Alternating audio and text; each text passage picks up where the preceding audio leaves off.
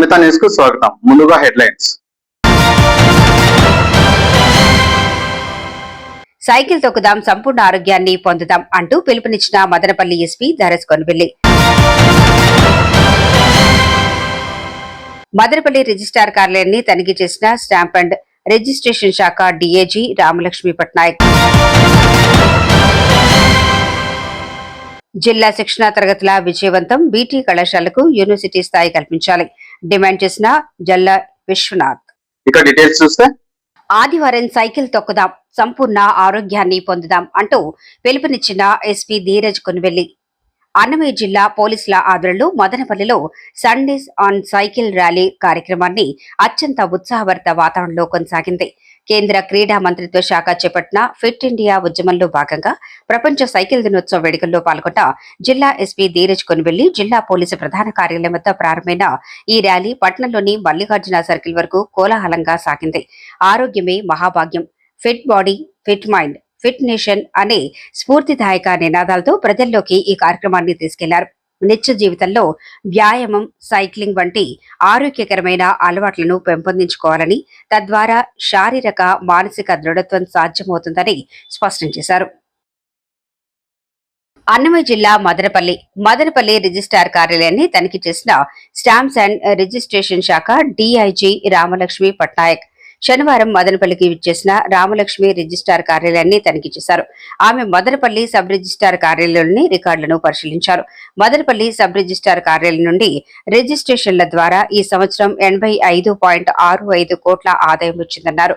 GO 297తో, గ్రామ కంఠం GO 306తో DKT భూములకు రిజిస్ట్రేషన్ చేస్తామన్నారు. 10 సంవత్సరాల ముందు ప్రభుత్వం నుండి అసైన్ భూములు పొందిన లబ్ధిదారులు రిజిస్ట్రేషన్ చేసుకోవచ్చన్నారు. మేము వచ్చింది ఎందుకంటే ఈరోజు ఈ ఆఫీసు వార్షిక తనిఖీ చేయడానికి వచ్చామండి. 23, 24 నుంచి ఈ రోజు వరకు మొత్తము వార్షిక తనిఖీ అంటే యాన్యువల్ ఇన్స్పెక్షన్ అంటారు, అది చేయడానికి వచ్చాము.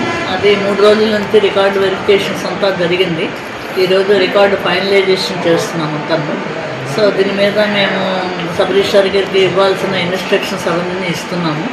ఏ విధంగా ఆఫీస్ని మెయింటైన్ చేయాలి, పబ్లిక్ని ఎట్లా రిసీవ్ చేసుకోవాలి, ఏ విధంగా డాక్యుమెంట్ చేయాలన్నది ఈ ఇన్స్పెక్షన్లోని ఆయనకి అన్ని ఇన్స్ట్రక్షన్స్ ఇస్తాము.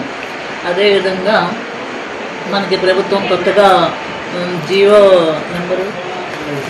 ఇచ్చారండి, 306. ఈ 2 జీవోలు మనకి వచ్చింది. ఒకటి గ్రామ కంఠాలు చేయమని చెప్పి, ఇంకొకటి ప్రభుత్వ భూములు పట్టాలు ఇచ్చి ఉంటే ఆ పట్టాలు 10 years కంప్లీట్ అయిపోయినవన్నీ రిజిస్ట్రేషన్ చేయమని చెప్పి మనకి ఈ ప్రభుత్వము మనకి ఆ వెసులుబాటు ఇచ్చారు. కాబట్టి ప్రజలు దాన్ని చూసుకొని ఒరిజినల్ పట్టా తీసుకొచ్చి సబ్ రిజిస్ట్రార్ దగ్గర సబ్మిట్ చేసి ఆయన ఓకే చేసిన తర్వాత మాత్రమే డాక్యుమెంట్ రిజిస్ట్రేషన్ అవుతుందండి.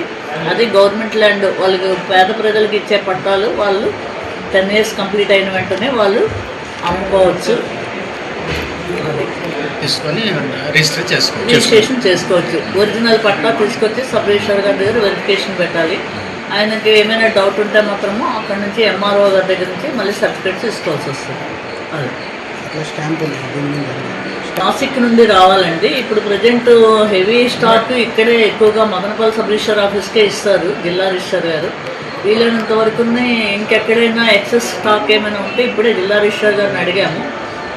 ఆమె ఇచ్చిన నివేదికను బట్టి ఎక్కడైనా ఎక్సెస్ స్టాక్ ఏమైనా ఉంటే ఇక్కడ స్పెషలైట్స్ నాన్ జ్యుడిషియల్ తక్కువగా ఉన్నాయి, అవి ఆ ఆఫీసుల నుండి ఇక్కడ ట్రాన్స్ఫర్ చేయమని చెప్పి జిల్లా రిజిస్ట్రార్ గారికి ఆదేశాలు ఇచ్చాము. అది రిపోర్ట్ వస్తే నేను వెరిఫై చేసి ఇక్కడ ట్రాన్స్ఫర్ పెట్టిస్తాను.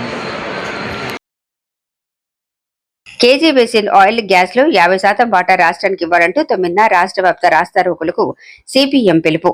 కేజీ బేసిన్ లో ఉత్పత్తి అవుతున్న గ్యాస్ మనదే, దానిపై హక్కు కూడా మనదే. 12న ఫైనాన్స్ కమిషన్ సిఫార్సు మేరకు రాష్ట్రానికి 50% ఇవ్వాలని డిమాండ్ చేస్తూ ఎన్నికల ముందు సంపద సృష్టిస్తారన్న చంద్రబాబు, అయితే రాష్ట్రంలో ఉన్న సంపదను తెచ్చుకోలేకపోతున్న చంద్రబాబు చేతకాని సీఎం అంటూ విమర్శిస్తూ 9న చేపట్టిన రాస్తారోకో కార్యక్రమాన్ని విజయవంతం చేయాలని విజ్ఞప్తి చేశారు. జిల్లా కమిటీ తరఫున విజ్ఞప్తి చేస్తా ఉన్నాం. ఈరోజు కేంద్రంలో ఉన్నటువంటి బీజేపీ ప్రభుత్వం రిలయన్స్ లేదా అదాని కంపెనీలకి వంతపాడుతూ మొత్తం దేశ సంపదనంతా కూడా కట్టబెట్టేటటువంటి ప్రయత్నం జరుగుతోంది. గత పాలకులు కానీ ప్రస్తుతం ఉన్నటువంటి పాలకుల కూడా రిలయన్స్కి మన రాష్ట్రంలో ఉన్నటువంటి కేజీ బేసిన్లో ఉత్పత్తి అయ్యేటటువంటి గ్యాస్ నిక్షేపాలన్నింటినీ కూడా తరలించుకుపోయేదానికే అవకాశం కల్పించారు. ప్రస్తుతం గత దాదాపు 4-5 నెలలుగా దేశంలో అంతర్జాతీయంగా క్రూడ్ ఆయిల్ ధరలు, పెట్రోల్ ఉత్పత్తులు ఇవన్నీ కూడా కొరత ఉన్నటువంటి నేపథ్యంలో విపరీతమైన రేట్లు పెంచేసి ప్రజల మీద భారాలు వేయడానికి పూనుకుంటున్నారు తప్ప మన దేశంలో మన రాష్ట్రంలో ఉన్నటువంటి ఆయిల్ నిక్షేపాలను కానీ గ్యాస్ వనరులను కానీ వాడుకోవడానికి ప్రయత్నం చేయలేదు. ఇవన్నీ కూడా రిలయన్స్ సంస్థకి, అదానీకి కట్టబెట్టడం కోసమే ప్రయత్నం చేస్తూ ఉన్నారు. ఈరోజు దేశం అంటే అంబానీ, అదానీలు అనే పరిస్థితే ఉంది తప్ప ప్రజలు వాళ్ళ ఇబ్బందులు పట్టించుకునేటటువంటి పరిస్థితి లేదు. ఒకవైపున అమెరికా ప్రపంచ దేశాల మీద పెత్తనం కోసం, ఆయిల్ నిక్షేపాల మీద పెత్తనం కోసం నిర్బంధాన్ని ప్రయోగిస్తుంటే దేశంలో రాష్ట్రంలో కానీ రిలయన్స్, అంబానీ, అదానీ సంస్థలు పెత్తనం చేస్తూ దేశాన్ని నడిపిస్తున్నటువంటి పరిస్థితి ఉంది. అందుకనే ఈరోజు కృత్రిమ కొరతను సృష్టించేసి గ్యాస్ కానీ పెట్రోలు, డీజిల్ ధరలు పెంచేసేదానికి ప్రయత్నాలు జరుగుతూనే ఉన్నాయి.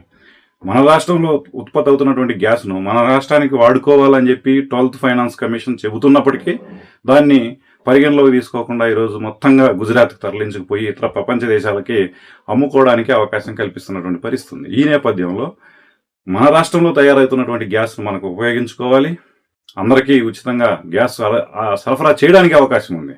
కాబట్టి దాన్ని పరిగణలోకి తీసుకొని మన కేజీ బేసిన్లో తయారయ్యేటటువంటి గ్యాస్ను ఖచ్చితంగా 50% మన రాష్ట్రానికి వినియోగించుకోవాలి. పెట్రోలు, డీజిల్ ధరలు తగ్గించాలనేటటువంటి డిమాండ్ మీద ప్రజలందరూ కూడా కలిసి రావాలి. కేంద్ర రాష్ట్ర ప్రభుత్వాలు ఆడుతున్నటువంటి ఈ నాటకాలని, కార్పొరేట్ అనుకూల విధానాలని వ్యతిరేకించాలని 9వ తేదీ జరగబోయేటటువంటి రాస్తారోకోని విజయవంతం చేయాలని ప్రజలందరికీ విజ్ఞప్తి చేస్తా ఉన్నాం. పాలకులకు కూడా ఈ మన రాష్ట్రంలో ఉన్నటువంటి తెలుగుదేశం కానీ, వైసీపీ కానీ, జనసేన కానీ మీరు ప్రజల గురించి, రాష్ట్ర అభివృద్ధి గురించి కోరుకుంటే ఖచ్చితంగా కేజీ బేసిన్ దాని మీద దృష్టి పెట్టాలని, 50% ఖచ్చితంగా మన రాష్ట్రంలో వినియోగించుకోవడానికి మీరు కేంద్రం మీద ఒత్తిడి తీసుకురావాలని చెప్పి. జిల్లా శిక్షణా తరగతులు విజయవంతం. బీటీ కళాశాలకు యూనివర్సిటీ స్థాయి కల్పించాలి. జల్లా విశ్వనాథ్ మదనపల్లి పట్టణంలోని బీటీ కళాశాలకు యూనివర్సిటీ స్థాయి కల్పించాలని ఏఐఎస్ఎఫ్ మాజీ రాష్ట్ర కార్యదర్శి జల్లా విశ్వనాథ్ ప్రభుత్వాన్ని డిమాండ్ చేశారు. గతంలో ఈ కళాశాలకు యూనివర్సిటీ హోదా కల్పిస్తామని హామీ ఇచ్చిన మాజీ ముఖ్యమంత్రి చంద్రబాబు నాయుడు ఆ హామీని అమలు చేయలేదని విమర్శించారు. అఖిల భారత విద్యార్థి సమాఖ్య జిల్లా స్థాయి విద్యా వైజ్ఞానిక, రాజకీయ, సైద్ధాంతిక శిక్షణా తరగతుల 2వ రోజు కార్యక్రమాన్ని ఆయన ప్రారంభించి మాట్లాడారు.